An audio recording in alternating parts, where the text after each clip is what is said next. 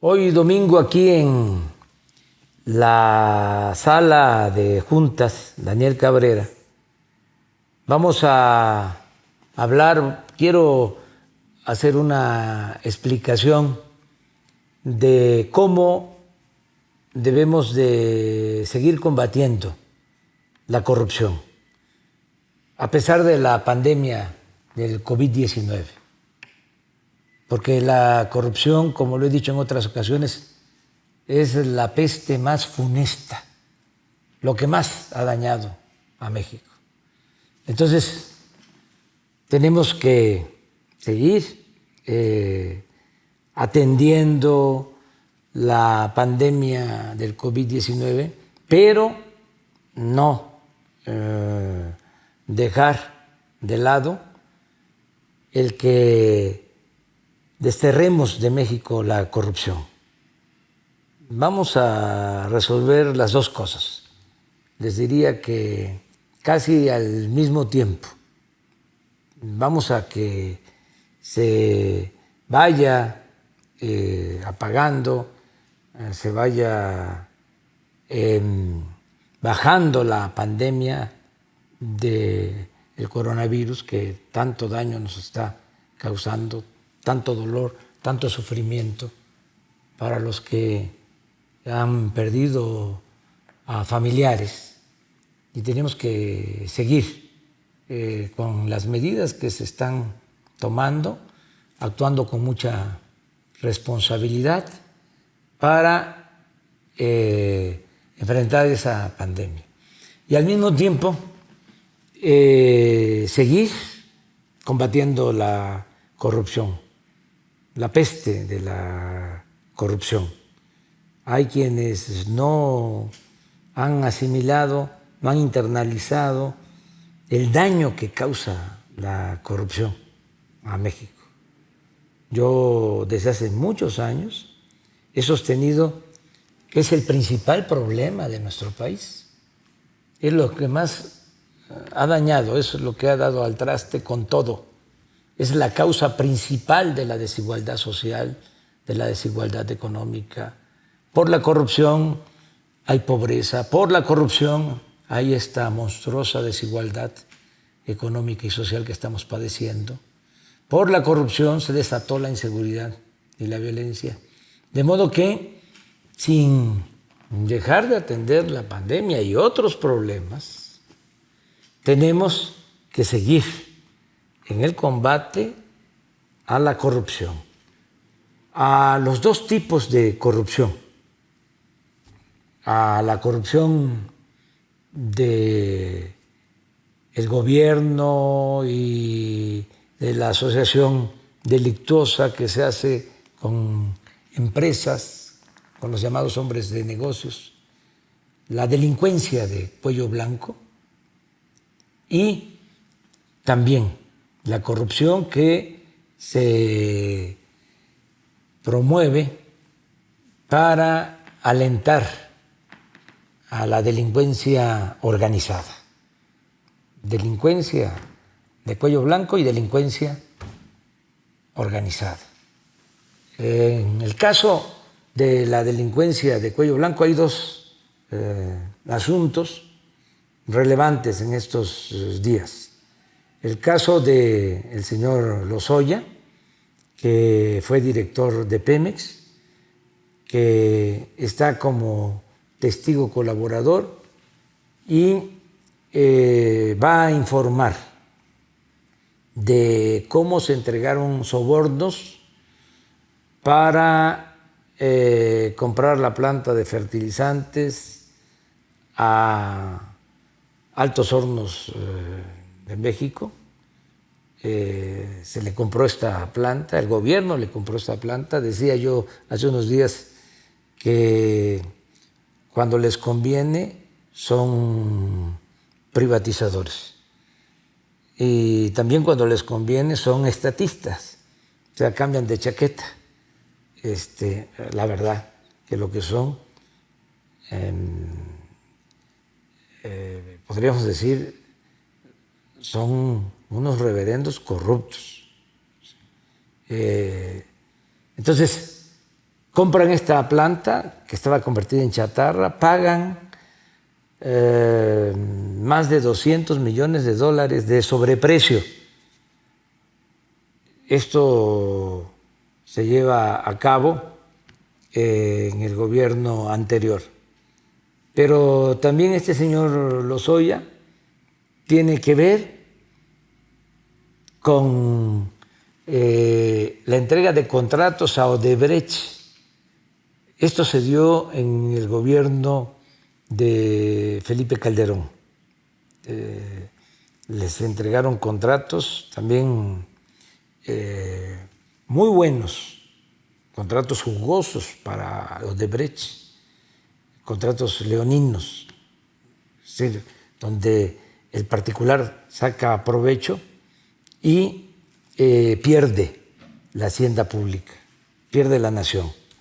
En este caso, se construyó una planta de etileno en Coatzacoalcos, les dieron el permiso, pero no solo eso, les vendieron gas de Pemex a 30% menos de su valor, y además, si Pemex no entrega el gas puntualmente, tiene que pagarles multas. Imagínense ese tipo de convenios, ese tipo de contratos, subsidios. Por eso hablo de que son muy hipócritas, porque cuando se instauró el neoliberalismo se satanizó los subsidios, se dejó sin apoyo al campo precisamente porque no había que dar subsidios, cuando en otros países los productores reciben subsidios de sus gobiernos, pero aquí dijeron no al subsidio. Sin embargo, en este caso y en otros, pues entregaron subsidio. El caso más emblemático de subsidio es el del FOBAPROA, el de convertir las deudas privadas de unos cuantos en deuda pública. Imagínense el subsidio que se le da a un grupo, a una minoría. Bueno, en el caso de esta planta de Odebrecht se da ese subsidio, pero no solo eso, se les permite que reciban crédito de la banca de desarrollo, Nacional Financiera, el Banco de Comercio Exterior, que son bancos públicos, le entregan créditos a Odebrecht. A cambio, los de Odebrecht entregan soborno a funcionarios. Todo esto al amparo del poder público. Llegaron a hacer una reunión del Consejo de Administración de Odebrecht en Los Pinos, con la presencia de Felipe Calderón. Bueno, eso está ahora ventilándose porque uno de los actores principales, el señor Lozoya, para que se le bajen las penas, que se le quiten penas, castigos, está dispuesto a hablar.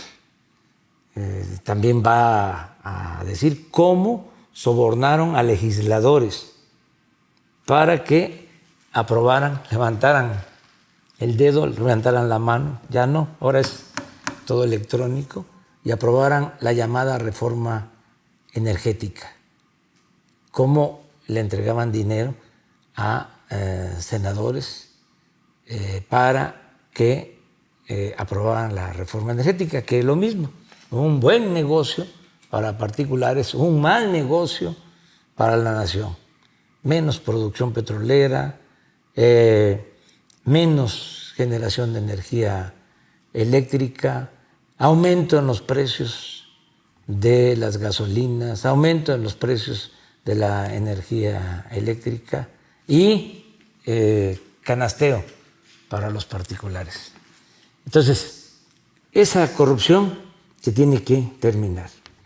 Otro tema también de corrupción es el caso de la extradición de el que fue gobernador de Chihuahua, César Duarte. Se sabe que tiene muchas propiedades en México y en Estados Unidos. Este es un asunto también importante porque el dinero pues se sustrae de la hacienda pública, sea presupuesto estatal o federal. El presupuesto es dinero del pueblo. Entonces, estos bienes que se adquieren con corrupción deben de regresar a la hacienda pública, deben de regresar al pueblo. Nosotros vamos a solicitar a Estados Unidos, ya lo estamos haciendo, que se recuperen bienes mal habidos, bienes que pertenecen a México.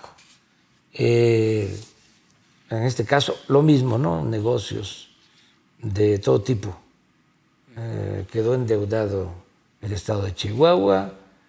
Me tocó ir con el actual gobernador, Corral, a ver un hospital que habían inaugurado, pero era nada más la fachada, como escenografía. Cortaron hasta el listón y pasando la fachada, obra negra. Y ahí está el hospital. Tenemos el compromiso de que lo vamos a construir. No puedo decir a terminar porque es casi empezar de cero, porque lo que dejaron fueron nada más los cimientos, la obra negra. Falta muchísimo, pero bueno, se tiene que terminar ese hospital y está este caso de Duarte. Esto por lo que tiene que ver con la delincuencia de cuello blanco, que implica a partidos, implica a gobiernos municipales, estatales, autoridades federales, desde luego a hombres de negocios, a la iniciativa privada. Esto se está combatiendo. Ya no se tolera, no se permite la corrupción en México. Y por otro lado está el caso de la delincuencia organizada, de cómo para que existan estos grupos, los carteles que se dedican al narcotráfico y a cometer otros ilícitos, pues se da el contubernio con las autoridades. No había frontera, no había una línea divisoria. Se vendían las plazas. Entonces, los delincuentes dominaban, incluso estaban a cargo de gobiernos municipales y también tenían mucha influencia en gobiernos estatales y el colmo en el gobierno federal. García Luna, que está en Estados Unidos, en la cárcel, fue el secretario de Seguridad Pública de Felipe Calderón. Imagínense a qué grado se llegó. Y está acusado de dar protección a uno de los carteles, el cartel de Sinaloa, y de perseguir a otros. O sea, se simulaba de que se combatía el narcotráfico, pero solo a los que no tenían acuerdo con el gobierno. Y se cometieron muchas atrocidades, se llevaron a cabo masacres, perdieron muchos la vida. Entonces, muchos crímenes cometidos al amparo del poder público, a la sombra del poder público, con impunidad. absoluta. Hace 2 días, el mismo juez que está juzgando a García Luna, que fue el que juzgó al Chapo Guzmán, da a conocer de 2 órdenes de presentación para 2 colaboradores cercanos a García Luna. Resulta que Luis Cárdenas Palomino y Ramón Pequeño García fueron premiados en el gobierno de Calderón como los mejores policías de México. O sea, fueron ejemplo. Y por último, bueno, está el caso reciente. Hoy en la madrugada se detuvo a Antonio Yepes Ortiz, el jefe del cartel de Santa Rosa de Lima, en Guanajuato. Hoy, en la mañana, me informaron como a las 6 de la mañana que lo habían detenido en una casa donde tenía a una persona secuestrada. ¿Cómo fue que creció tanto este cartel? Al grado de que Guanajuato se convirtió en el estado más violento del país. Tiene el 15% de los homicidios que se cometen en todo el país, 15% en Guanajuato. Es decir, si hay 100 homicidios, 15 se cometen en Guanajuato en un día. Y hay días de 20 homicidios, de 25 homicidios. Entonces, ¿cómo creció esto? ¿Cómo fue que se da este caso en Guanajuato? Bueno, lo mismo, las complicidades, las componendas con autoridades municipales, con autoridades estatales, la impunidad. Entonces, ya la Secretaría de la Defensa, con el apoyo del gobierno del Estado, lograron esta detención. Es importante, muy importante. Desde luego, hay que seguir atendiendo las causas que originan la violencia. En primer lugar, que no haya pobreza, que los jóvenes sean atendidos, no darle la espalda a los jóvenes para que no los enganchen y no se los lleven los delincuentes. En segundo lugar, que no haya corrupción y que no haya impunidad, que la autoridad no proteja a la delincuencia y que se acabe aquello de que se engaña persiguiendo a una banda y protegiendo a otra. La ley tiene que aplicarse por parejo. No a la corrupción, no a la impunidad y, en todos los casos, procurar recuperar lo que ilegalmente se ha sustraído de la hacienda pública, lo que se le ha quitado al pueblo y a la nación. Vamos a seguir adelante.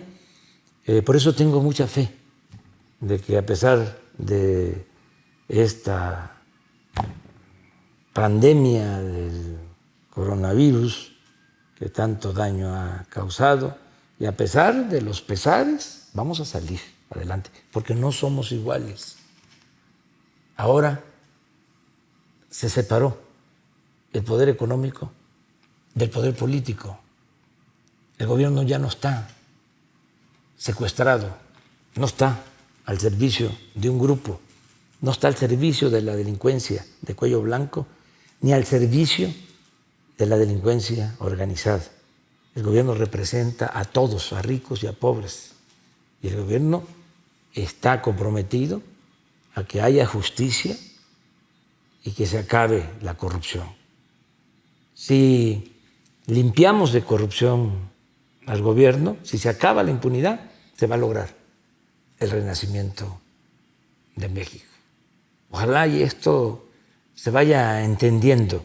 No es poca cosa acabar con la corrupción. Y tenemos esa firme convicción y somos perseverantes. Se va a acabar la corrupción, se va a desterrar la corrupción y la impunidad. Y tenemos autoridad para hacerlo. Autoridad moral y autoridad política. Y afortunadamente contamos con el respaldo de la mayoría de la gente. Muchas gracias por la confianza y vamos adelante. No perdamos la fe. Ánimo.